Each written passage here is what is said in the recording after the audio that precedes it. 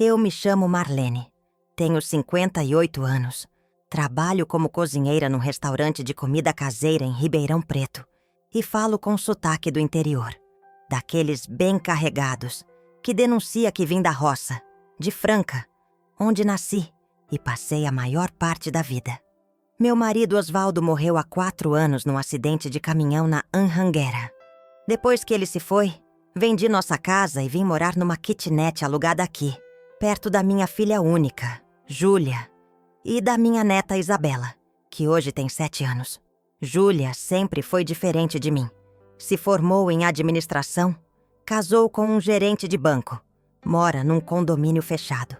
E aos poucos comecei a perceber que ela tinha vergonha de mim, do meu jeito de falar, da minha roupa simples, do meu trabalho.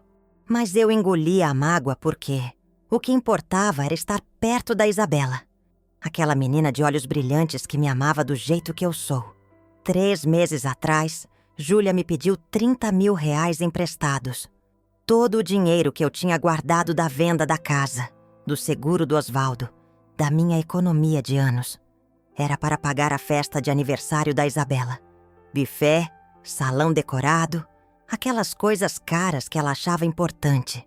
Eu concordei, porque era para minha neta. Porque eu achava que era o certo.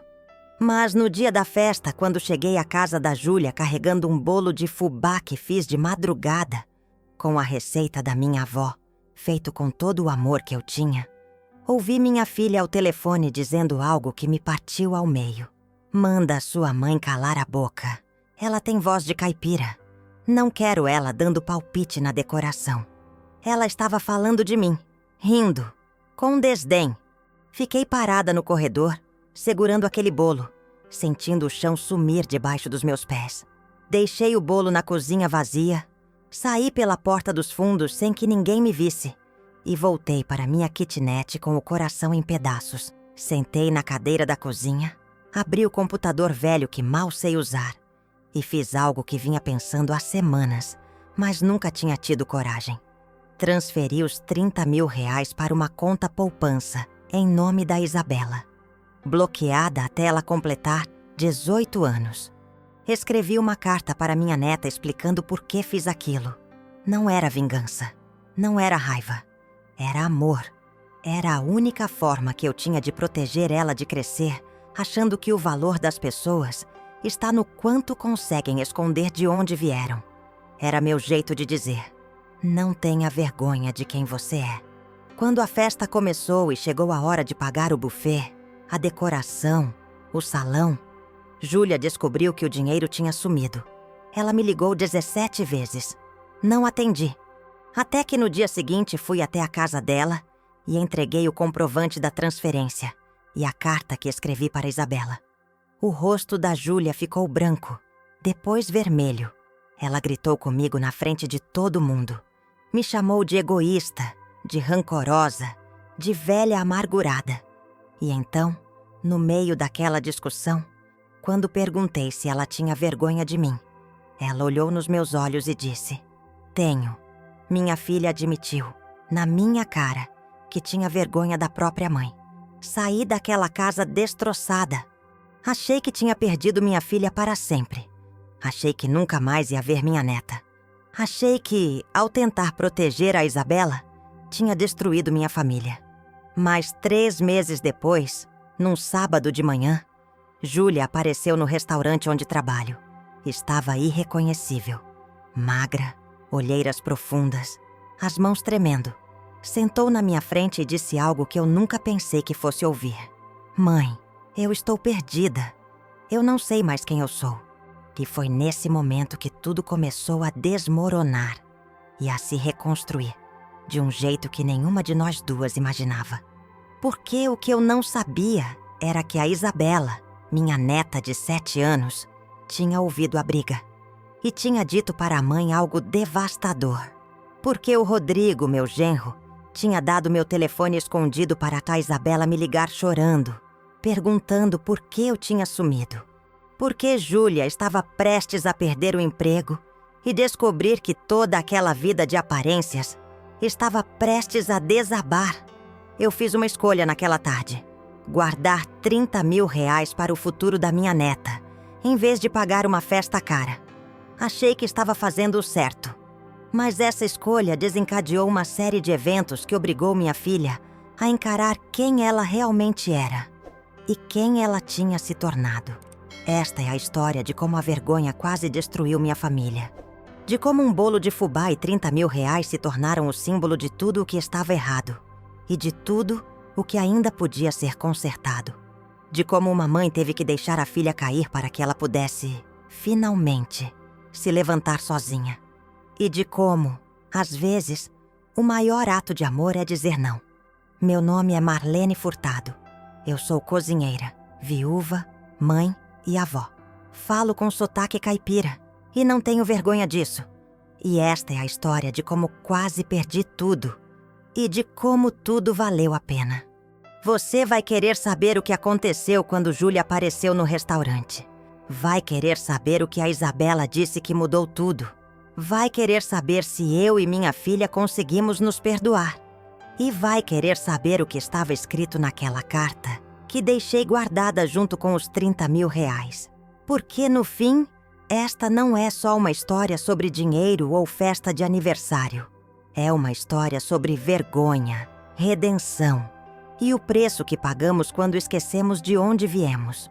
Acordo todo dia às 5 da manhã. Não preciso de despertador. Meu corpo já decorou o horário depois de tantos anos, acordando cedo para preparar café, fazer pão, cuidar da casa. A kitnet onde moro fica na rua Tibiriçá, perto do centro de Ribeirão Preto, num prédio antigo de 3 andares sem elevador. É pequena. Um cômodo que serve de quarto e sala, uma cozinha estreita e um banheiro com box de acrílico meio amarelado. A janela dá para o quintal do vizinho, onde tem um pé de jabuticaba que, na época certa, enche tudo de passarinho. Gosto desse barulho de manhã. Me lembra Franca, a cidade onde nasci e passei a maior parte da vida. Antes de sair para o trabalho, faço meu café bem forte, do jeito que aprendi com minha mãe. Coloco na caneca velha de alumínio, aquela que tem o cabo meio torto, e tomo em pé mesmo, olhando pela janela. Às vezes penso no Osvaldo. Faz 4 anos que ele morreu, mas tem manhã que ainda espero ouvir o barulho da chave na porta. Ele chegando de viagem com aquele cheiro de estrada e cigarro. Ele era caminhoneiro, rodava o Brasil inteiro. Morreu na Anhanguera, entre Ribeirão e Campinas, quando um carro invadiu a pista e bateu de frente no caminhão dele. Foi instantâneo. Me disseram. Não sofreu. Eu sofri por nós dois. Depois que o Osvaldo se foi, vendi nossa casa em Franca. Era uma casa simples, de 3 cômodos, mas era nossa. Com o dinheiro da venda, paguei as dívidas que ele tinha deixado, guardei uma parte e vim morar aqui em Ribeirão, para ficar perto da Júlia, minha filha, e da Isabela, minha neta. Na época achei que seria bom. Achei que a gente ia se aproximar, que eu ia poder ajudar com a Isabela, estar presente. Mas as coisas não saíram como eu imaginava. Trabalho no restaurante Dona Maria, ali na Avenida 9 de Julho. É um lugar de comida caseira, aqueles restaurantes de quilo, onde entra gente de todo tipo. Peão de obra, vendedor, aposentado, estudante. Eu sou cozinheira. Chego às 6h30 e fico até às 3 da tarde, às vezes mais, dependendo do movimento. Faço arroz, feijão, tutu de feijão, frango ensopado, costela na panela de pressão, farofa, couve refogada. Comida honesta, sem frescura. A Dona Maria, que é a dona mesmo, confia em mim. Diz que minha mão é abençoada, que tudo que eu faço fica gostoso. Eu não sei se é bênção ou se é só costume de cozinhar desde criança, mas gosto de trabalhar ali. Gosto do cheiro de alho e cebola refogando, do barulho da panela de pressão chiando, das pessoas repetindo o prato. O salário não é grande, mas dá para pagar o aluguel, a conta de luz, fazer compra no mercado e sobrar um pouquinho. Eu sempre fui de guardar dinheiro. Minha mãe dizia que mulher tem que ter o seu, que a vida vira e a gente nunca sabe quando vai precisar. Depois que vendi a casa, guardei uma parte numa poupança. Eram 30 mil reais. Não é fortuna, mas é o que tenho. Esse dinheiro sempre foi meu segredo, meu colchão de segurança. Até que a Júlia descobriu. Minha filha sempre foi diferente de mim. Desde pequenininha, ela gostava de coisa arrumada, de roupa bonita, de falar bem. Quando era criança, eu e o Osvaldo fizemos de tudo para dar estudo para ela. Colocamos ela numa escola particular em Franca. Pagamos curso de inglês. Compramos livro, caderno, o que precisasse. A Júlia era inteligente, tirava nota boa. E eu tinha orgulho disso. Ela se formou em administração de empresas. Foi a primeira da família a ter diploma. Quando terminou a faculdade, conseguiu um estágio numa empresa aqui de Ribeirão e acabou ficando. Conheceu o Rodrigo, um rapaz educado, que trabalhava num banco. Casaram, compraram um apartamento num condomínio fechado, tiveram a Isabela. Parecia que tudo tinha dado certo, mas aos poucos comecei a perceber que a Júlia tinha vergonha de mim. No começo eram coisas pequenas. Ela corrigia o jeito que eu falava. Mãe, não é nós vai, é nós vamos. Ou então, mãe, não fala planta, fala planta. Eu tentava, mas o sotaque do interior estava entranhado em mim. Eu nasci falando assim, cresci ouvindo minha avó, minha mãe, todo mundo da roça falando daquele jeito. Não era vergonha, era quem eu era. Mas para a Júlia, parecia que era. Com o tempo, ela parou de me convidar para ir junto quando saía com as amigas. Dizia que eu ia me sentir deslocada, que o pessoal dela era diferente.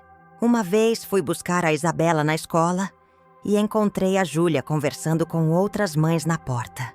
Quando me viu, ela ficou tensa. Me apresentou rapidinha. Essa é minha mãe, mas não continuou a conversa. Depois, no carro, ela me pediu para não ir mais buscar a Isabela na escola. É que fica corrido, mãe. E aí você fica esperando na calçada, sob o sol. É melhor eu buscar mesmo. Mas eu sabia que não era isso. Era porque as outras mães usavam roupa de academia, tinham carro do ano, falavam de viagem para a Disney. E eu era a mulher de chinelo de dedo e bolsa de feira. Mesmo assim, eu engolia. Engolia porque a Isabela me amava do jeito que eu era. Aquela menina era minha alegria. Quando eu ia na casa deles, sempre avisando antes, sempre perguntando se podia, a Isabela corria para me abraçar. Vó Marlene, você trouxe bolo? Eu sempre levava alguma coisa. Bolo de fubá, broa de milho, biscoito de polvilho. Coisas que eu fazia e que ela adorava. A gente sentava no chão do quarto dela e eu contava a história. Da minha infância na roça, do meu pai que trabalhava na lavoura, da minha avó que benzia as pessoas, da vez que eu vi uma onça perto do córrego. A Isabela ficava de olho arregalado, pedindo para eu contar de novo. De novo. Foi por causa dela que eu decidi ficar em Ribeirão, mesmo sabendo que a Júlia estava cada vez mais distante. Eu pensava, um dia ela vai entender. Um dia ela vai ver que não tem vergonha nenhuma em ser quem a gente é, em vir de onde a gente veio. Mas esse dia nunca chegava.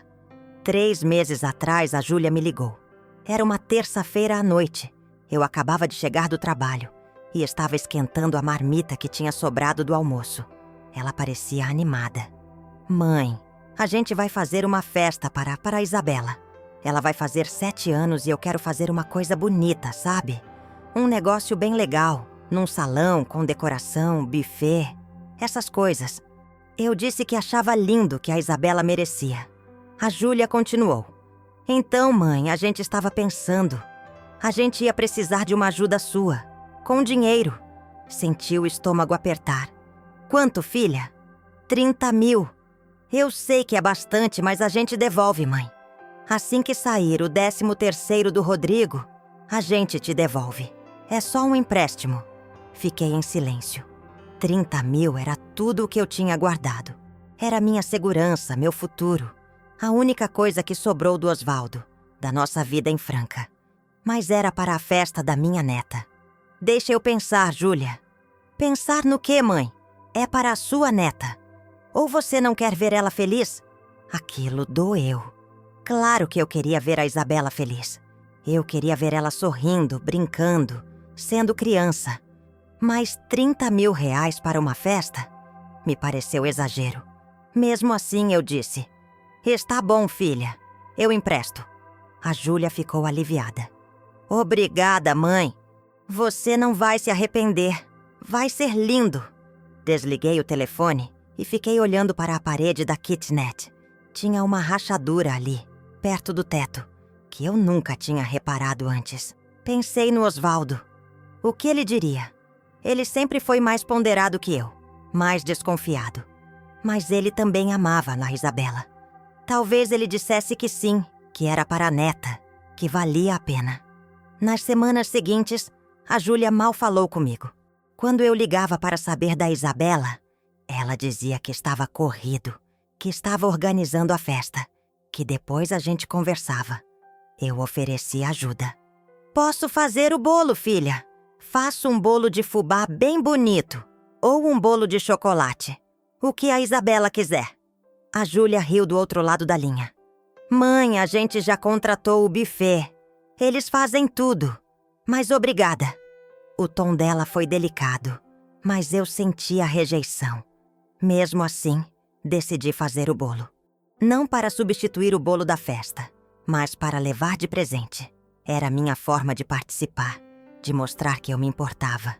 Na noite anterior à festa, acordei às 3 da madrugada e fui para a cozinha. Separei os ingredientes: fubá, farinha de trigo, ovos, leite, óleo, açúcar, fermento. A receita era da minha avó, passada para minha mãe, depois para mim. Cada vez que eu faço esse bolo, é como se elas estivessem ali comigo, guiando minha mão. Misturei tudo devagar, sentindo a textura da massa, o cheiro do fubá fresco. Coloquei na forma untada com manteiga e farinha, levei ao forno. Enquanto o bolo assava, sentei na cadeira da cozinha e rezei. Não sou de ir muito na igreja, mas tenho minha fé. Pedi para Deus abençoar a Isabela, para ela crescer saudável e feliz, para ela nunca esquecer de onde veio. Pedi também para a Júlia encontrar paz, para ela parar de correr atrás de coisa que não importa. E pedi perdão, caso eu tivesse falhado como mãe, caso eu não tivesse dado para ela o que ela precisava. O bolo ficou lindo. Desenformei ainda morno. Coloquei num prato de vidro e cobri com um pano de prato limpo. Dormi por 2 horas e de tarde me arrumei.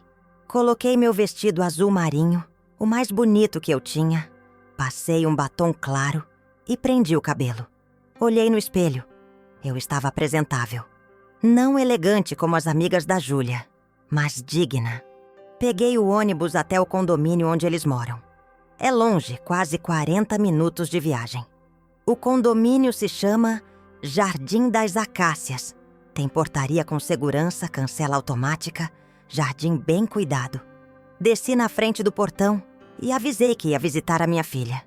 O segurança conferiu meu nome na lista e me liberou. Caminhei até o bloco deles, subi as escadas, eles moram no 2º andar, e toquei a campainha. A Júlia abriu a porta. Estava arrumada com um vestido cor-de-rosa, maquiagem bem feita, cabelo preso num coque. Olhou para o bolo nas minhas mãos e sorriu, mas era um sorriso curto. Oi, mãe. Entra. Entrei. A sala estava cheia de gente. Não gente de festa ainda, mas as pessoas que estavam ajudando a organizar. Uma moça com prancheta que parecia ser a decoradora. Outra que estava ajustando uns balões cor-de-rosa e dourado. O Rodrigo trazendo caixas da garagem. Isabela não estava à vista. Provavelmente estava no quarto se arrumando. Deixa eu colocar isso na cozinha, eu disse segurando o bolo. Pode deixar ali no balcão. A Júlia respondeu já se virando para atender a decoradora que a chamava. Fui até a cozinha. Era ampla, moderna, com armários brancos e bancada de granito. Coloquei o bolo ali, tirei o pano de prato e fiquei olhando para ele. Parecia simples perto de tudo aquilo, mas tinha sido feito com amor. Isso tinha que valer alguma coisa. Foi quando ouvi a voz da Júlia na sala. Ela estava ao telefone falando com alguém. O tom era impaciente. Não, não é assim. Eu já expliquei como eu quero. Os balões têm que ficar intercalados. Rosa e dourado, rosa e dourado. Não é difícil. Pausa. Olha, eu estou pagando por um serviço de qualidade. Se não consegue fazer direito, eu chamo outra pessoa. Outra pausa. Então ela disse, e as palavras saíram com uma frieza que me cortou. Manda sua mãe calar a boca. Ela tem voz de caipira. Não quero ela dando palpite na decoração. Ela riu. Uma risada curta, nervosa. Fiquei parada, o coração batendo devagar, pesado. Ela estava falando de mim. Eu sabia disso. Não havia outra explicação. E o jeito que ela disse, voz de caipira, como se fosse algo sujo, vergonhoso, me atravessou. Senti as pernas fracas. Encostei na bancada da cozinha e respirei fundo, tentando segurar as lágrimas. Não queria fazer cena. Não queria estragar a festa da Isabela. Então fiquei ali, parada, ouvindo o barulho da sala. Gente falando, balão estourando, móvel sendo arrastado. Ninguém sabia que eu estava ali, escutando. Ninguém sabia o que aquelas palavras tinham feito comigo. Depois de um tempo, não sei quanto, talvez 5 minutos, talvez 10, saí pela porta da cozinha que dá para a área de serviço e de lá para a porta dos fundos do apartamento. Desci as escadas, atravessei o jardim do condomínio e saí pela portaria sem olhar para trás. O segurança me cumprimentou, mas eu não respondi. Só acenei. No ponto de ônibus, sentei no banco de metal quente e deixei as lágrimas saírem. Chorei em silêncio, olhando para o asfalto. Algumas pessoas passaram, mas ninguém perguntou nada. Ninguém nunca pergunta. Quando cheguei em casa, já era quase 5 da tarde. A festa começaria às 6. Sentei na cadeira da cozinha e fiquei olhando para a rachadura na parede. Pensei em tanta coisa. Pensei na minha mãe, que morreu quando eu tinha 20 anos e nunca viu a Júlia crescer. Pensei no meu pai, que trabalhou a vida inteira na roça e nunca teve nada, mas nunca deixou ninguém passar fome. Pensei no Osvaldo, que me amou do jeito que eu era, com sotaque e tudo. Pensei na Isabela, que ainda não tinha vergonha de mim. E pensei no dinheiro. 30 mil reais. Dinheiro que eu ia emprestar para a Júlia, para pagar aquela festa cheia de balão e bolo de confeitaria, enquanto ela tinha vergonha de quem eu sou. Levantei, liguei o computador velho que comprei de segunda mão e quase nunca uso, e acessei o banco. Demorei para lembrar a senha. Quando consegui entrar, olhei para o saldo da poupança. Lá estava, 30.243 reais. O número ficou na tela, piscando. Pensei, esse dinheiro é meu. Eu trabalhei por ele. Eu sofri por ele. E eu decido o que fazer com ele. Abri a opção de transferência. Preenchi os dados. Uma conta poupança em nome de Isabela Furtado Costa, minha neta. CPF que eu tinha anotado numa agenda velha. Bloqueada até ela completar 18 anos. Coloquei o valor total. 30.243 reais. Confirmei. A tela carregou. Transferência realizada com sucesso. Desliguei o computador e sentei de novo. Agora precisava escrever uma carta. Peguei papel e caneta, dessas esferográficas azuis, e comecei. Isabela, minha netinha querida, quando você ler isso vai estar com 18 anos. Vai ser uma moça. Hoje você tem 7 e está fazendo uma festa linda que sua mãe organizou com tanto carinho. Eu queria estar lá, mas às vezes a gente precisa fazer escolhas difíceis. Esse dinheiro aqui, que está guardado para você, é tudo o que sobrou da minha vida com seu avô Osvaldo. É o dinheiro da casa onde a gente morou, das viagens que ele fez, do trabalho que eu faço até hoje. Não é muito, mas é honesto. Eu não quero que você use para festa, para roupa, para impressionar ninguém.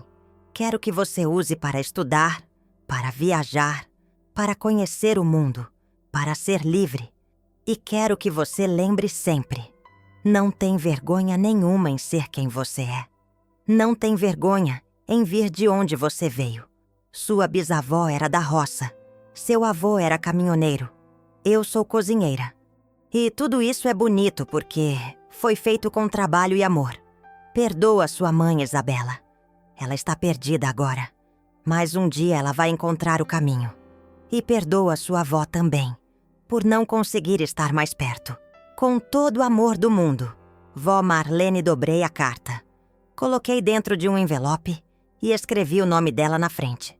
Depois, imprimi o comprovante da transferência. Grampeei junto com a carta e guardei numa pasta. Às 6h30, o telefone tocou. Era a Júlia. Não atendi. Tocou de novo. De novo. 4 vezes seguidas. Então veio a mensagem: Mãe, cadê você? A festa já começou. Isabela está perguntando por você. Eu não respondi. Fiquei sentada na kitnet até escurecer. Ouvia o barulho da rua. Carro passando, gente conversando na calçada, o latido de um cachorro. Lá longe, no condomínio Jardim das Acácias, minha neta estava soprando velhinha, abrindo presente, brincando com os amiguinhos. E eu estava aqui, sozinha, com o peso da decisão que acabava de tomar. Sabia que na hora de pagar o buffet, a Júlia ia descobrir. E sabia que quando isso acontecesse, ela não ia me perdoar. Mas também sabia que pela primeira vez em muito tempo, eu tinha feito algo por mim. Não para agradar, não para me encaixar. Algo certo. Algo que, lá na frente, ia fazer diferença na vida da Isabela. E isso, de alguma forma, me dava paz. O telefone não parou de tocar a noite toda. Júlia ligou 17 vezes. Eu contei. Cada toque me atravessava, mas eu não atendia. Deixei o celular vibrando na mesa da cozinha e fui deitar. Fiquei olhando para o teto, para aquela rachadura que parecia uma estrada torta, e tentei dormir. Não consegui. Cada vez que fechava os olhos, via o rosto da Isabela perguntando: Cadê a avó Marlene? Na manhã seguinte, sábado, acordei com o corpo dolorido. Tinha dormido mal de lado com o braço debaixo do travesseiro. Fiz meu café, mas não consegui tomar. Fiquei sentada na cadeira da cozinha, olhando pela janela. O pé de jabuticaba do vizinho estava carregado, cheio de fruta madura. Pensei que devia pedir para o seu Valdir me dar umas jabuticabas, fazer uma geleia, mas não tive ânimo. O celular tocou de novo. Olhei. Era a Júlia. Dessa vez, atendi. Mãe! A voz dela estava rouca, como se tivesse passado a noite acordada. Cadê você? Por que você não apareceu ontem? Por que não atendeu minhas ligações? Respirei fundo. Júlia, A Isabela chorou, mãe. Ela ficou esperando você a festa inteira. Todo mundo perguntou onde você estava. Eu fiquei passando vergonha, tendo que inventar desculpa. Senti a garganta apertar, mas não deixei a voz falhar. Júlia, eu preciso falar com você. Mas não é por telefone. Vem aqui em casa. Ir aí? Mãe, eu estou exausta. A festa acabou quase meia-noite. Eu ainda estou arrumando a bagunça. Não posso ir aí agora. Então eu vou aí. Silêncio do outro lado. Depois, tá bom, vem. Mas vem logo porque eu preciso sair mais tarde. Desliguei. Tomei banho, me vesti, peguei a pasta onde estava o comprovante da transferência e a carta para a Isabela e saí. O ônibus de sábado demora mais. Fiquei quase 1 hora esperando no ponto, debaixo do sol quente de outubro. Quando finalmente chegou, estava lotado. Fui em pé, segurando na barra de ferro, com a pasta debaixo do braço. Uma senhora idosa sentada perto de mim me olhou e perguntou se eu estava bem. Eu disse que sim, mas acho que meu rosto denunciava que não. Quando cheguei no condomínio, o segurança da portaria era outro, não o de ontem. Avisei que ia visitar minha filha. Ele me olhou de cima a baixo. Eu estava com a roupa simples de sempre, chinelo de dedo, bolsa velha de tecido. Conferiu a lista e liberou. Atravessei o jardim. Estava mais vazio, silencioso. Subi as escadas até o segundo andar e toquei a campainha. A Júlia abriu a porta.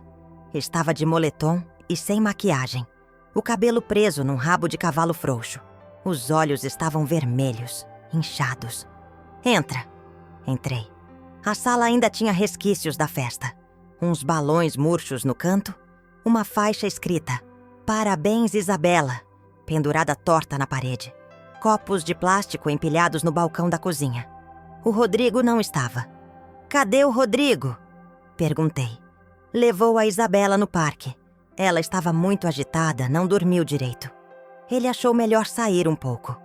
A Júlia foi até o sofá e se jogou nele. Eu fiquei de pé. "Senta, mãe." Sentei na ponta da poltrona. Coloquei a pasta no colo. A Júlia me olhou. "Então, o que aconteceu ontem? Por que você sumiu?" Abri a pasta e tirei o comprovante de transferência.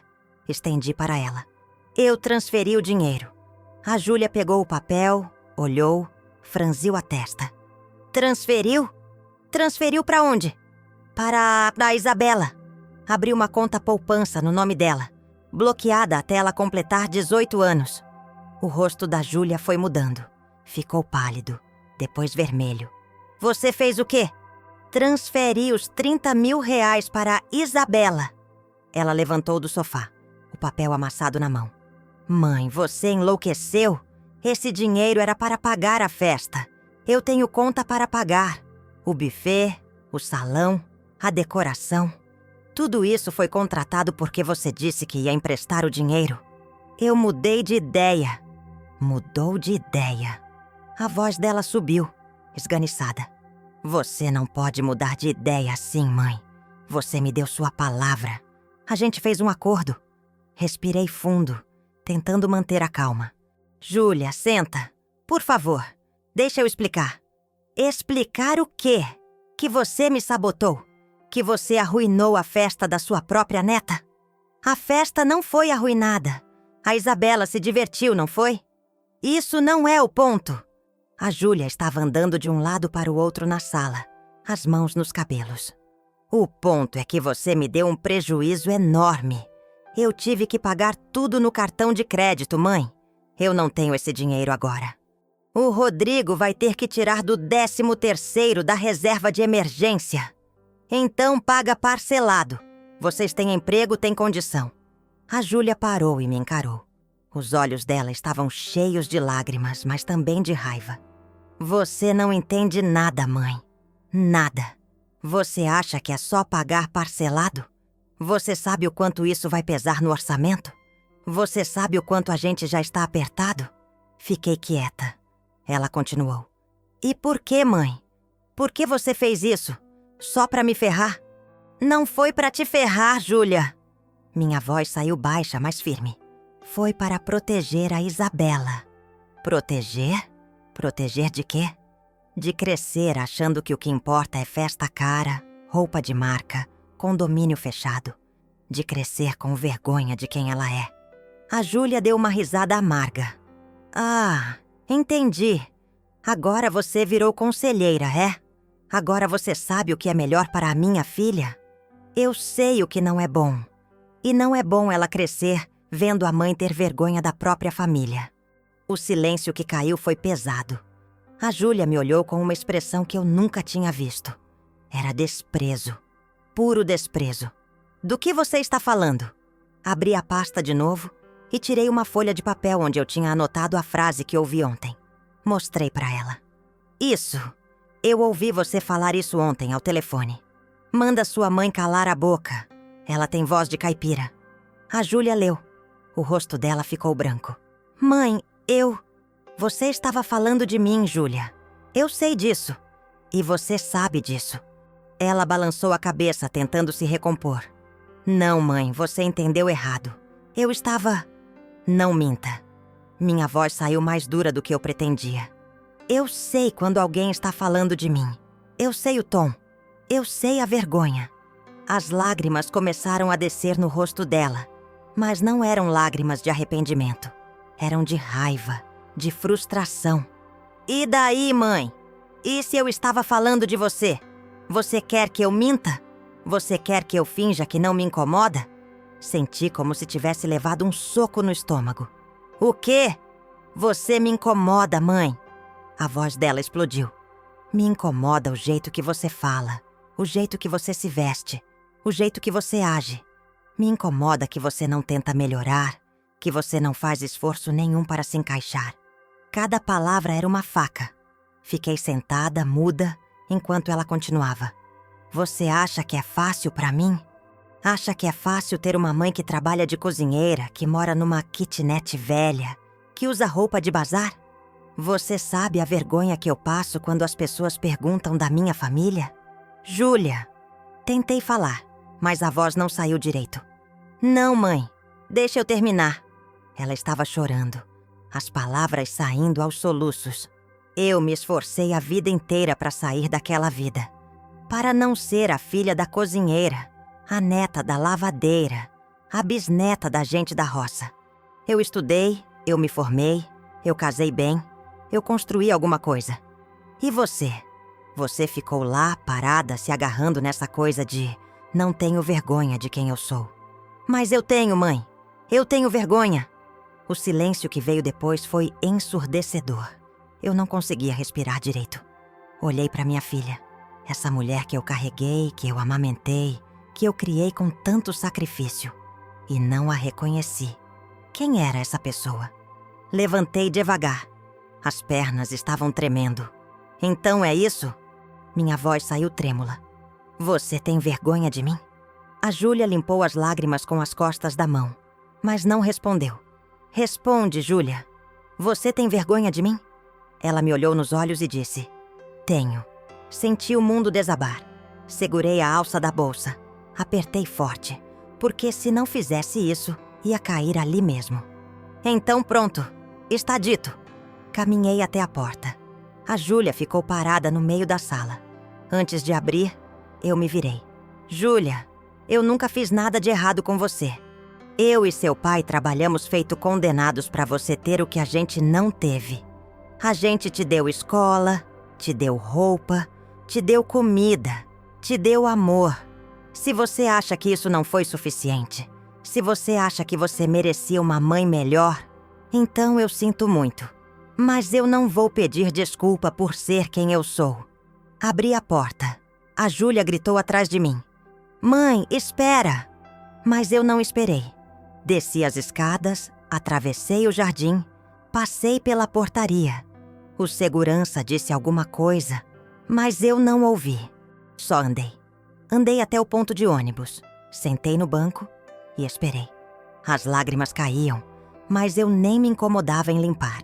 Quando o ônibus chegou, subi, paguei a passagem e fui sentar no fundo. O ônibus estava quase vazio. Encostei a cabeça na janela e fechei os olhos. Senti o balanço do veículo, o ronco do motor, o cheiro de óleo diesel. E chorei. Chorei como não chorava desde o enterro do Osvaldo. Nos dias seguintes, a Júlia tentou me ligar algumas vezes. Eu não atendi. Ela mandou mensagens. Eu não respondi. Não porque eu quisesse castigá-la, mas porque eu não sabia o que dizer. As palavras dela tinham me quebrado por dentro de um jeito que eu não conseguia explicar.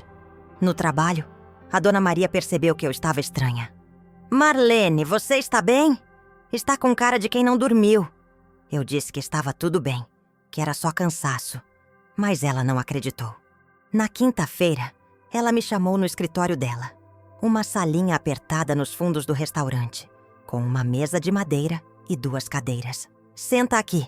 Sentei. Ela fechou a porta e me olhou com aquela cara de mãe que ela sempre teve. A Dona Maria tem 60 e poucos anos. Cabelo grisalho preso num coque. Mãos calejadas de tanto trabalhar. O que aconteceu? Tentei segurar, mas não consegui. Desabei. Contei tudo. A festa, o comentário que ouvi, o dinheiro que transferi, a discussão com a Júlia. Dona Maria me ouviu em silêncio, balançando a cabeça de vez em quando. Quando terminei, ela suspirou. Filha, às vezes a gente cria cobra para picar a gente. Eu não criei ela assim, Dona Maria. Eu juro que não. Eu sei, mas às vezes as pessoas mudam. E a gente não tem controle sobre isso. Ela pegou minha mão. O que você fez foi certo. Guardou o dinheiro para a neta, para o futuro dela. Isso não é egoísmo. Isso é amor. Mas e se a Júlia nunca me perdoar? Aí o problema é dela, não seu. Aquelas palavras me deram um alívio estranho. Como se alguém tivesse tirado um peso das minhas costas. Obrigada, Dona Maria. Agora seca essas lágrimas e volta para ir à cozinha. Aquele feijão não vai se fazer sozinho. Ri. Foi uma risada curta, molhada, mas foi. Voltei para o trabalho. 2 semanas depois, num sábado de manhã, alguém bateu na porta da minha kitnet. Levei um susto. Ninguém nunca me visitava sem avisar. Olhei pelo olho mágico. Era o Rodrigo, meu genro. Abri a porta. Ele estava sozinho, com as mãos nos bolsos, cara de quem não dormiu direito. Rodrigo, o que você está fazendo aqui? Dona Marlene, a gente pode conversar?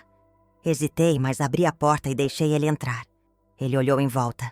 Para a kitnet pequena, para os móveis velhos, para o crucifixo na parede. E sentou no sofá de 2 lugares que eu tinha comprado usado. Ofereci café. Ele aceitou. Sentei na cadeira de frente para ele. O que foi, Rodrigo? Ele tomou um gole de café e suspirou. Dona Marlene, eu vim aqui porque... Olha, a Júlia não sabe que eu vim. Ela me mataria se soubesse. Então por que veio? Porque alguém precisa falar com a senhora. Ele me olhou nos olhos. A Júlia está passando mal. Ela não está comendo direito, não está dormindo. Está irritada com tudo, com todo mundo. A Isabela está percebendo. Está perguntando por que a avó não vem mais. Por que a mãe chora no banheiro. Senti o peito apertar. Rodrigo, eu não fiz nada de errado. Eu sei disso. Ele colocou a xícara de café na mesinha. E olha, eu vou ser sincero com a senhora. Eu concordo com o que a senhora fez. Aquilo me surpreendeu. Concorda? Sim, aquela festa foi um exagero. Eu falei para a Júlia que a gente não precisava gastar tanto, mas ela insistiu. E quando a senhora não apareceu com o dinheiro, quando eu vi o comprovante da transferência para Isabela, eu pensei, a dona Marlene está certa. Esse dinheiro vai fazer muito mais diferença para a menina no futuro do que uma festa de criança. Você falou isso para a Júlia? Falei, e ela me xingou. Disse que eu estava do seu lado, que eu não apoio ela, que não entendo nada. Ele passou a mão no rosto, cansado. Mas, dona Marlene, o problema não é o dinheiro. O problema é o que foi dito. As coisas que a Júlia falou para a senhora. Fiquei quieta. Ele continuou.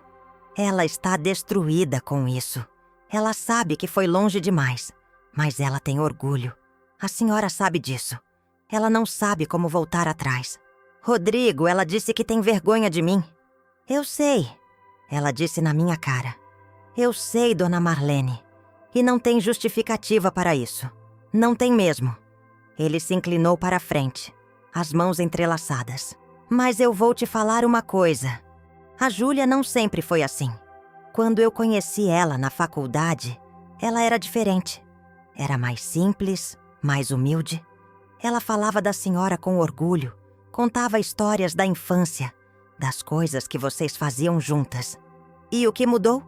A gente, o ambiente, as pessoas que a gente começou a conviver. Ele suspirou. A Júlia foi promovida na empresa, começou a ganhar melhor. A gente comprou o apartamento, entrou no condomínio. E lá todo mundo é, sei lá, meio competitivo. Todo mundo quer mostrar que tem mais, que é melhor. A Júlia foi entrando nessa onda. E eu também, não vou mentir. A gente foi mudando. Mudando para pior. Mudando para pior. Ficamos em silêncio. Depois Rodrigo falou. Dona Marlene, a Isabela precisa da senhora. Ela fica pedindo todo dia. Pai, por que a avó não vem mais? Eu não sei o que responder. E o que você quer que eu faça? Não sei. Talvez. Esperar. Dar tempo. A Júlia vai te procurar. Eu sei que ela vai. Ela só precisa de tempo para engolir o orgulho. E se ela não procurar? Aí a gente encontra um jeito. Ele se levantou. Obrigado pelo café, dona Marlene. Acompanhei ele até a porta. Antes de sair, ele se virou. A senhora fez certo. Não duvida disso. Fechei a porta e fiquei encostada nela. As palavras do Rodrigo ficaram ecoando na minha cabeça. A Júlia vai te procurar. Será? Passou mais uma semana. Nada. Nenhuma ligação. Nenhuma mensagem. Eu continuei minha rotina. Trabalho, casa, trabalho, casa. Aos domingos ia na missa das 7 da manhã na igreja de São Benedito, ali perto da rodoviária. Não era de ir sempre, mas depois de tudo o que aconteceu, comecei a sentir necessidade.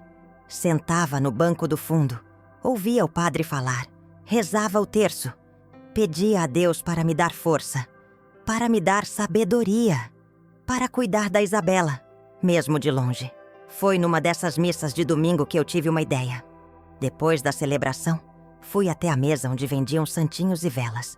Comprei uma vela branca e acendi para a Isabela. Fiquei ali, olhando a chama, e rezei. Deus, protege minha neta. Faz ela crescer com o coração bom, com caráter. E se for da sua vontade, faz a Júlia abrir o coração. Não para me perdoar, porque eu não preciso de perdão, mas para ela mesma encontrar paz. Saí da igreja mais leve. O sol estava forte, o céu azul sem nuvens. Caminhei até a padaria da esquina e comprei pão francês quente. Na volta para casa, passei perto de uma praça onde tinha criança brincando, mãe conversando no banco, cachorro correndo. Pensei na Isabela. Será que ela ainda lembrava de mim? Será que a Júlia falava mal de mim para ela? Quando cheguei na kitnet, o celular estava tocando. Olhei. Era um número desconhecido. Atendi. Alô? Silêncio. Depois uma voz de criança. Vó Marlene? Meu coração quase parou. Isabela? Oi, vó. A voz dela estava trêmula, como se estivesse prestes a chorar. Você sumiu. Por que você não vem mais me ver? Sentei na cama, as pernas bambas. Meu amor, a vó está... Eu estou meio ocupada, sabe? Mas você não gosta mais de mim? Não, meu bem. Eu amo você mais que tudo nesse mundo. Então, por que você não vem? Não consegui responder na hora. A garganta estava apertada demais. Isabela, quem te deu esse telefone? Meu pai. Ele falou que eu podia ligar para você, mas que era segredo. A mamãe não pode saber. Rodrigo. Ele tinha dado o telefone para Isabela. Tá bom, meu amor. Olha, a avó vai ver se consegue te visitar logo, está bem? Você promete? Prometo. Tá bom. Eu te amo, vó. Eu também te amo, meu pedacinho de céu. Ela desligou. Fiquei segurando o celular, olhando para a tela apagada. Não aguentei. Desabei em lágrimas ali mesmo, sentada na beirada da cama. Chorei por mim, pela Júlia, pela Isabela. Chorei por tudo o que estava quebrado e que eu não sabia se ia conseguir consertar. No dia seguinte, segunda-feira, cheguei no restaurante e a Dona Maria me chamou logo de cara. Marlene, tem uma mulher esperando você lá fora. Uma mulher? É, está sentada na mesa perto da janela. Pediu um café e disse que ia esperar você chegar. Olhei pela porta da cozinha. De costas, eu reconheci o cabelo castanho preso em rabo de cavalo. Era a Júlia. Tirei o avental, respirei fundo e fui até a mesa. Ela ergueu o rosto quando me viu. Os olhos estavam vermelhos, fundos. Oi, mãe. Júlia. Sentei na cadeira de frente para ela. Ficamos um tempo em silêncio, só olhando uma para a outra. Depois, ela falou, a voz baixa. Eu não vim pedir desculpas. Senti uma facada. Então, por que veio? Vim por quê? Porque a Isabela está sofrendo. E eu não sei mais o que fazer. Ela me ligou ontem. Eu sei. O Rodrigo me contou. Ela mexeu na xícara de café. Mãe, eu não sei como consertar isso. Consertar o quê? Tudo. Eu e você. Eu, comigo mesma. Ela levantou os olhos. E pela primeira vez, eu vi algo diferente neles. Não era raiva. Era medo. Eu estou perdida, mãe. Eu não sei mais quem eu sou. E foi nesse momento, com a minha filha sentada ali na frente, quebradiça e perdida, que tudo desabou de vez. Olhei para minha filha sentada ali, na mesa do restaurante Dona Maria, e não soube o que dizer. A Júlia estava diferente, mais magra, com olheiras profundas, as unhas roídas. Ela sempre foi vaidosa, sempre se arrumava bem. Ver ela daquele jeito me apertou o coração, mesmo depois de tudo. Você disse que está perdida, falei, a voz saindo mais baixa do que eu queria. Perdida como? Ela respirou fundo, olhando para a xícara de café quase vazia. Eu olho para a minha vida e não reconheço nada, mãe. O apartamento, o condomínio, as amigas que não são amigas de verdade, o trabalho que me consome. Eu construí tudo isso achando que era o que eu queria. E agora eu percebo que eu só estava fugindo. Fugindo de quê? De quem eu sou? Ela levantou os olhos e vi lágrimas ali. De onde eu vim? De você. Senti a garganta apertar. Júlia! Não, mãe, deixa eu falar. Ela limpou as lágrimas com as costas da mão. Quando eu entrei na faculdade, eu percebi que as pessoas me olhavam diferente quando eu contava que minha mãe era cozinheira, que meu pai era caminhoneiro. Elas não falavam nada, mas eu via nos olhos. Aquele olhar de pena, sabe? Ou de desdém. E eu comecei a ter vergonha. Comecei a mentir. Dizia que você trabalhava com gastronomia, que meu pai tinha empresa de transporte. Mudava as palavras para soar melhor. Ouvi em silêncio. Cada palavra dela era uma confissão. Um peso sendo tirado de cima dela e colocado entre nós duas. E quanto mais eu mentia, mais eu me afastava de você. Porque toda vez que eu te via, eu lembrava de quem eu realmente era. E eu não queria lembrar, mãe. Eu queria ser outra pessoa. Alguém que ninguém olhasse com pena. Ninguém nunca olhou você com pena, Júlia. Você construiu isso na sua cabeça. Eu sei, ela soluçou. Eu sei disso agora, mas na época parecia tão real. E eu me afundei tanto nisso que quando você aparecia com seu sotaque, sua roupa simples, seu jeito de falar, eu sentia raiva. Raiva de você por não mudar, por não tentar se encaixar. Mas era raiva de mim, mãe. Era raiva de mim por não ter coragem de ser quem eu sou. Estendi a mão sobre a mesa, mas não cheguei a tocar na dela. Não sabia se ela queria isso. E o que mudou? A Isabela. Júlia limpou o nariz com um guardanapo. Ela tem 7 anos, mãe. E esses dias, ela veio falar comigo. Perguntou por que você não vinha mais. Eu tentei inventar uma desculpa, mas ela me cortou. Sabe o que ela disse? Balancei a cabeça. Ela disse: Mãe, eu ouvi vocês brigando. Eu sei que você não gosta da avó, mas eu gosto. E eu não quero ser como você quando crescer. A voz de Júlia quebrou. Minha filha de 7 anos, mãe. Ela me disse isso. Senti as lágrimas descerem no meu rosto. Não as segurei. E eu percebi que se eu continuar assim, eu vou perder ela. Do mesmo jeito que perdi você. Você não me perdeu, Júlia. Perdi sim, mãe. Eu perdi você há muito tempo. Desde que comecei a ter vergonha. Ela finalmente segurou minha mão. A mão dela estava fria, trêmula. E eu sinto muito. Eu sinto muito por tudo o que eu disse. Por tudo o que eu fiz. Eu não mereço seu perdão, mas eu preciso dele. Fiquei olhando para ela. Para aquela mulher que eu tinha carregado, embalado, ensinado a andar, a falar, a ler. Aquela menina que sentava no meu colo e pedia para eu cantar as músicas que minha mãe cantava para mim. Onde ela tinha se perdido no caminho. E onde eu tinha falhado para não perceber. Júlia, eu te perdoo. As palavras saíram antes mesmo que eu pensasse nelas. Mas não é só o meu perdão que você precisa. É do seu próprio. Ela me olhou, confusa. Como assim?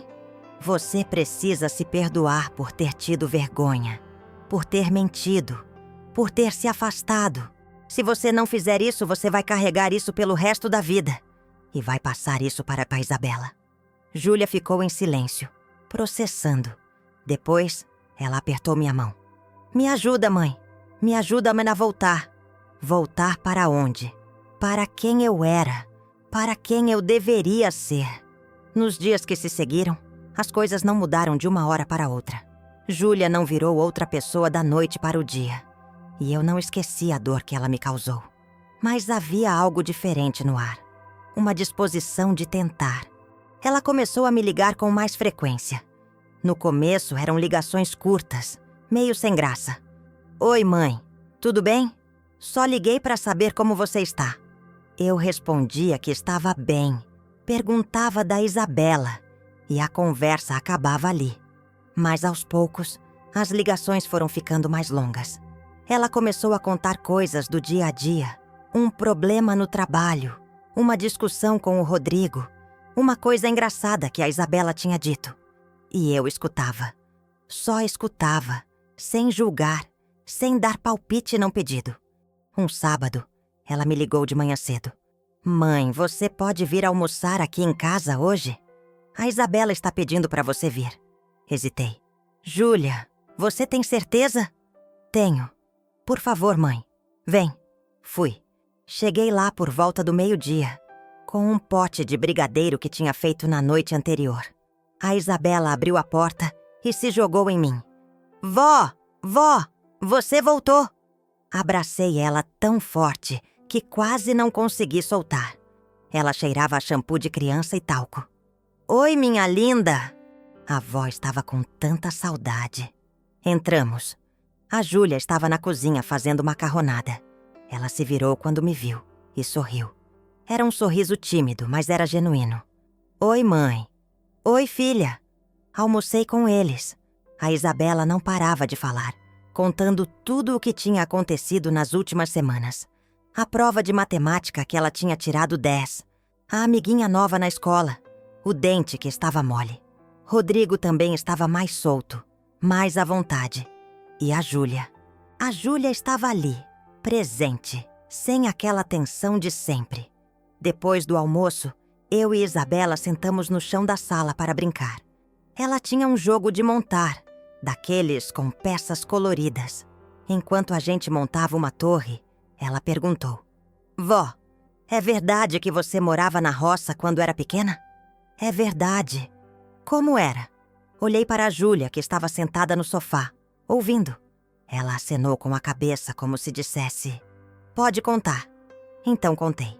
Contei da casa de pau a pique onde eu morava, do fogão a lenha, do córrego onde a gente buscava água, das noites sem luz elétrica, das histórias que minha avó contava debaixo da árvore.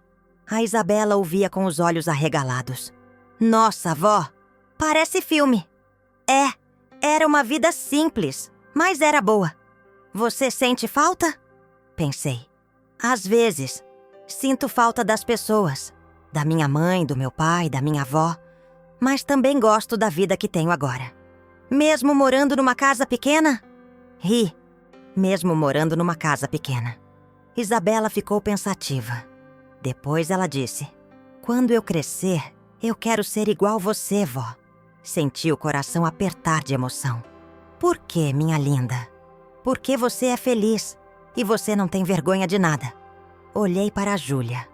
Ela estava chorando em silêncio no sofá, as mãos cobrindo o rosto. Levantei, fui até ela e abracei. Ela segurou em mim e soluçou no meu ombro. Desculpa, mãe. Desculpa por tudo. Eu sei, filha. Eu sei. Algumas semanas depois, a Júlia me ligou com uma proposta. Mãe, eu queria conversar com você sobre uma coisa. Você pode vir aqui em casa? Fui.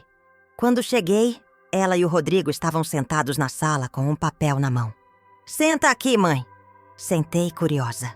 O que foi? A gente estava pensando. Júlia olhou para o Rodrigo, que acenou encorajador. A gente estava pensando em mudar de apartamento. Mudar? Por quê? Porque esse aqui é muito caro. O condomínio é muito caro. E a gente não precisa disso tudo. Ela respirou fundo. A gente quer mudar para um lugar mais simples. E a gente pensou, talvez um apartamento com um quarto a mais, para você morar com a gente. Fiquei muda. Para eu morar com vocês? É. Júlia se aproximou. Mãe, você não precisa viver sozinha naquela kitnet. A gente tem espaço. E a Isabela ia adorar ter você perto. Eu ia adorar ter você perto. Senti as lágrimas vindo, mas dessa vez eram lágrimas diferentes. Júlia, eu não sei o que dizer. Diz que você aceita. Olhei para ela, para o Rodrigo, para aquele apartamento que eu nunca tinha me sentido confortável. E pensei na kitnet, na minha liberdade, na minha rotina. Filha, eu agradeço de coração, mas eu acho que não. Júlia pareceu surpresa. Por quê? Porque eu gosto de morar sozinha. Gosto da minha kitnet, do meu espaço, da minha independência. Peguei a mão dela. Mas isso não significa que a gente não pode ser próximas. Significa que a gente vai ser próximas do jeito certo. Cada uma no seu canto, mas com o coração junto. Júlia sorriu. Você tem certeza? Tenho. Então, pelo menos deixa a gente te ajudar com o aluguel. Ou te dar uma mesada. Júlia. Mãe, por favor, deixa a gente retribuir um pouco de tudo que você fez pela gente. Pensei no orgulho, na independência, na teimosia. Mas também pensei no gesto, no que aquilo significava. Está bem, mas só uma ajudinha. Nada exagerado. Combinado. Os meses foram passando. Júlia e Rodrigo se mudaram para um apartamento menor, num bairro mais simples. Sem condomínio fechado, sem portaria com segurança. Mas tinha quintal, tinha árvore, tinha vizinho que conversava. A Isabela adorou. Ela ganhava liberdade para brincar, para sujar o pé de terra, para ser criança. Eu comecei a visitá-los toda semana. Aos sábados, eu ia passar o dia. Levava bolo, broa, biscoito. A gente almoçava junto, conversava, assistia televisão. A Isabela me contava segredos, me mostrava os desenhos que fazia na escola, me ensinava as músicas que aprendia. Júlia estava mais leve. Ainda tinha momentos em que eu percebia a tensão, o medo de voltar a ser quem ela era. Mas ela estava tentando, e isso já era muito. Um dia ela me pediu para ensinar a receita do bolo de fubá. Mãe, eu queria aprender, para fazer para a Isabela. Fomos para a cozinha. Separei os ingredientes, mostrei o ponto da massa, ensinei o truque de untar a forma. Ela prestava atenção em cada detalhe. Anotava tudo num caderninho. Quando o bolo ficou pronto, ela experimentou e sorriu. Ficou bom, mãe? Ficou ótimo, filha. Naquele momento, olhando para ela, suja de farinha, com o cabelo preso de qualquer jeito, feliz, eu vi a menina que ela tinha sido. E tive esperança de que, aos poucos, ela reencontraria essa menina. Passou 1 ano. A Isabela estava com 8 anos. Num domingo, a Júlia me ligou. Mãe, hoje eu vou levar a Isabela em Franca. Ela quer conhecer a cidade onde você nasceu. Senti o coração acelerar. Mesmo? Mesmo. Você quer ir com a gente? Quero. Fomos os 4. Eu, Júlia, Rodrigo e Isabela. A viagem durou 1 hora. Quando chegamos em Franca, pedi para o Rodrigo dirigir pelas ruas onde eu costumava andar. Mostrei a praça onde eu brincava quando criança. A igreja onde casei com o Osvaldo. A casa onde morei. A casa estava diferente, reformada, mas ainda era a mesma estrutura. Ali que eu morei, disse para a Isabela. É pequena, vó? É, mas cabia muita felicidade lá dentro. Fomos até o cemitério. Eu não ia lá há anos. Caminhamos até o túmulo do Osvaldo. Estava um pouco sujo, com mato crescendo em volta. Júlia e Rodrigo ajudaram a limpar, arrancando o mato, limpando a lápide. Isabela colocou flores que a gente tinha comprado no caminho. Esse era meu avô? Era. Ele te amaria muito.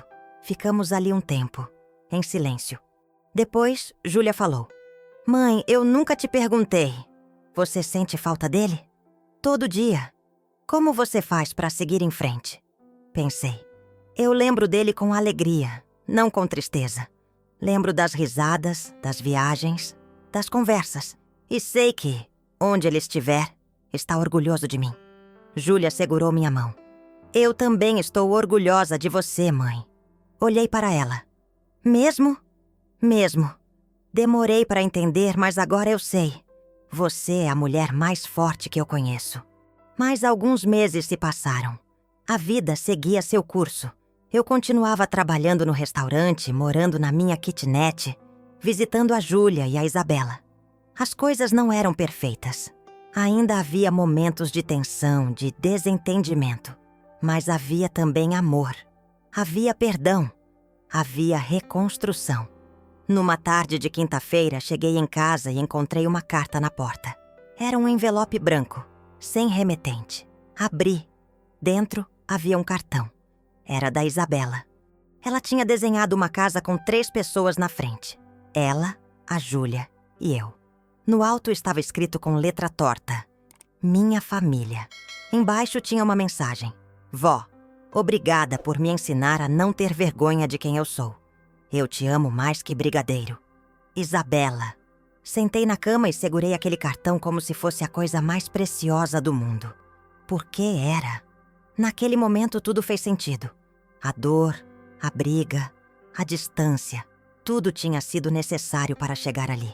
Para que a Isabela crescesse sabendo que o valor de uma pessoa não está no que ela tem, mas no que ela é. Pensei no dinheiro que eu tinha transferido para ela. Daqui a 10 anos, quando ela completasse 18, ia receber aqueles 30 mil reais. Não era uma fortuna, mas era liberdade. Era escolha. Era a chance de ela seguir o próprio caminho, sem depender de aparências. E pensei na Júlia. Ainda estava no meio do caminho. Ainda lutando para se reencontrar. Mas estava tentando. E às vezes tentar já é vencer. 2 anos depois, recebi uma ligação da Júlia numa manhã de sábado. Mãe, você pode vir aqui? Preciso falar com você. A voz dela estava estranha. Fui correndo. Quando cheguei, ela estava sentada na cozinha, com uma xícara de chá nas mãos, os olhos vermelhos. O que foi, Júlia? Eu perdi o emprego, mãe. Senti o chão sumir. Como assim? Cortaram meu setor inteiro. Disseram que é reestruturação. Ela tomasse um gole de chá. Eu não sei o que fazer. Sentei ao lado dela. Você vai encontrar outro. E se eu não encontrar? A gente está apertado, mãe. O Rodrigo ganha bem, mas não é suficiente para tudo.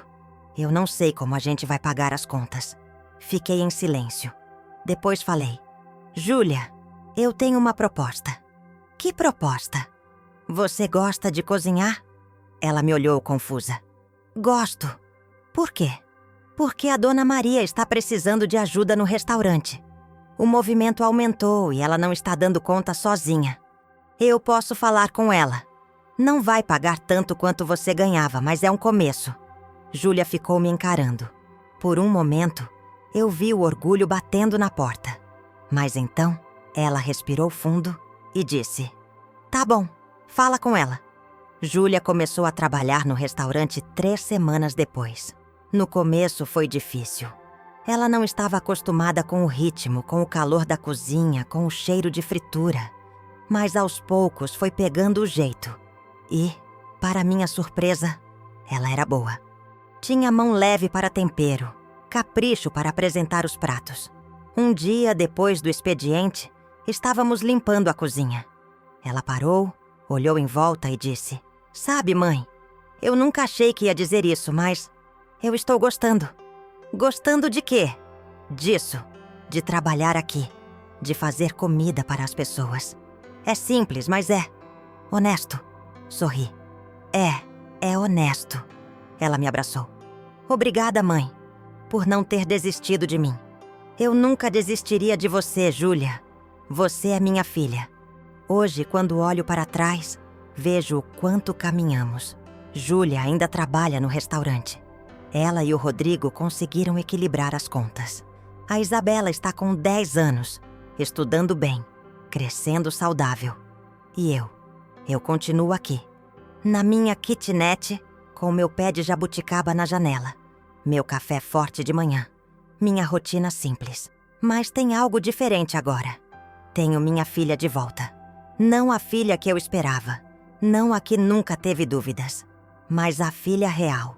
A que errou, que se perdeu, mas que teve coragem de voltar.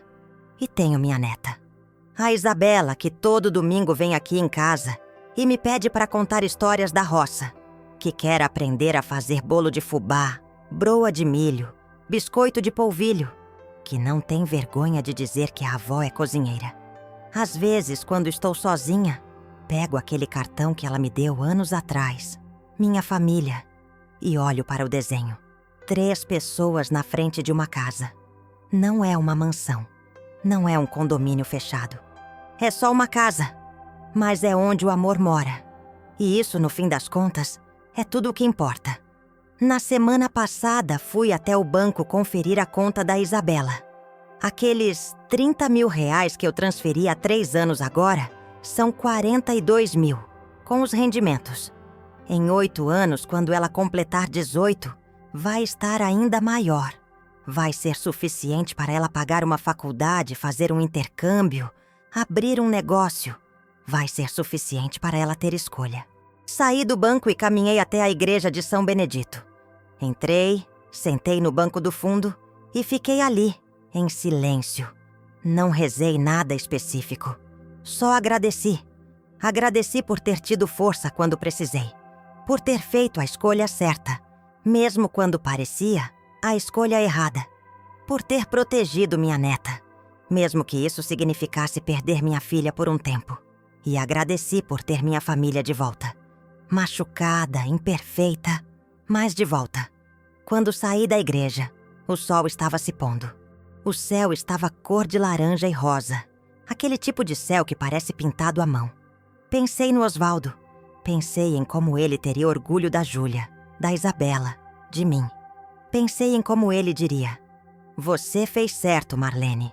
Você sempre faz certo." E pela primeira vez em muito tempo, acreditei nisso. Caminhei até o ponto de ônibus. Algumas pessoas estavam esperando. Um rapaz com uniforme de trabalho. Uma mulher com sacola de compras. Um senhor de bengala. Gente comum, como eu. Gente que trabalha, que luta, que não desiste. O ônibus chegou. Subi, paguei a passagem e fui sentar perto da janela.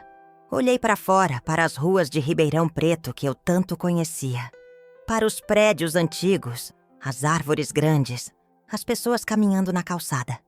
E senti uma paz profunda. Porque no fim, não importa de onde a gente veio. Importa para onde a gente vai. E importa quem a gente leva junto. Eu vim da roça, filha de lavrador, neta de benzedeira. Casei com um caminhoneiro. Trabalhei a vida inteira como cozinheira. Falo com sotaque, uso roupa simples, moro numa kitnet alugada. E não tenho vergonha de nada disso. Porque foi esse caminho que me trouxe até aqui. Que me tornou quem eu sou. E que, no fim das contas, salvou minha família. Quando cheguei em casa, tinha uma mensagem no celular. Era da Júlia. "Mãe, domingo a gente vai fazer um almoço aqui. A Isabela quer que você ensine ela a fazer o seu arroz. Vem, por favor. A gente te ama." Sorri. Digitei a resposta. "Vou sim, minha filha. Levo o bolo de fubá." E naquele momento, olhando para a tela do celular, para aquelas palavras simples e verdadeiras, eu soube. Tudo valeu a pena. Fim. Manda sua mãe calar a boca. Ela tem voz de caipira. Ouvi da sala enquanto levava o bolo pro aniversário da minha filha. Saí em silêncio. E quando a festa começou, ela descobriu o que eu havia feito com o dinheiro que era para pagar a festa.